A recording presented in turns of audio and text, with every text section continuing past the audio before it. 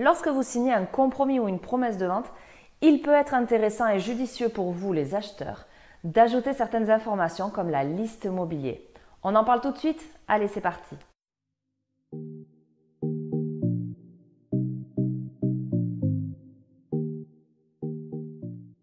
Coucou les amis, j'espère que vous allez bien. Comme je vous le disais, en plus de tous les documents que vous devrez fournir au notaire et qui seront annexés au compromis ou à la promesse de vente, vous pouvez décider d'ajouter la liste du mobilier qui restera après la vente.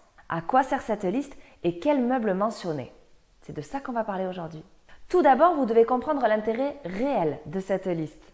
Annexer une liste du mobilier restant après la vente a un intérêt double, un intérêt contractuel et un intérêt fiscal.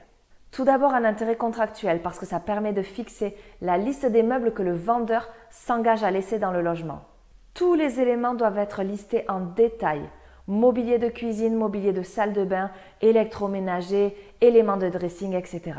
Si l'acquéreur constate par la suite, par exemple lors de sa dernière visite juste avant la signature de l'acte authentique, qu'il manque un meuble qui était précisé dans cette liste mobilier, il est parfaitement en droit de demander au vendeur soit la restitution de ce meuble, soit une baisse de prix équivalente au prix de ce meuble. Parlons maintenant de l'intérêt fiscal. En ajoutant une liste mobilier, on peut faire baisser les frais de notaire qui seront payés par l'acquéreur, ou plus exactement, les droits d'enregistrement. D'ailleurs, si le sujet des frais de notaire vous interpelle, je vous laisse le lien de la vidéo dans laquelle j'en parle, juste là.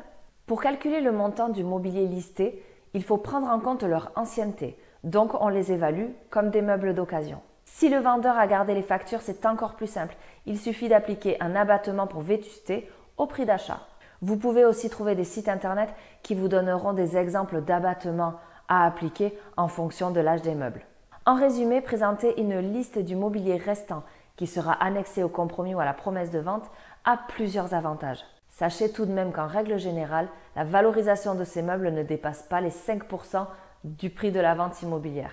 Alors, lorsque vous faites votre inventaire, ne surévaluez pas le montant du mobilier, car après, l'administration fiscale pourrait aussi se poser des questions. J'espère vous avoir éclairé sur le sujet parce que c'est une question qui m'est souvent posée à la lecture du compromis ou de la promesse de vente. Si c'est le cas, n'hésitez pas à me laisser un petit like ou un commentaire.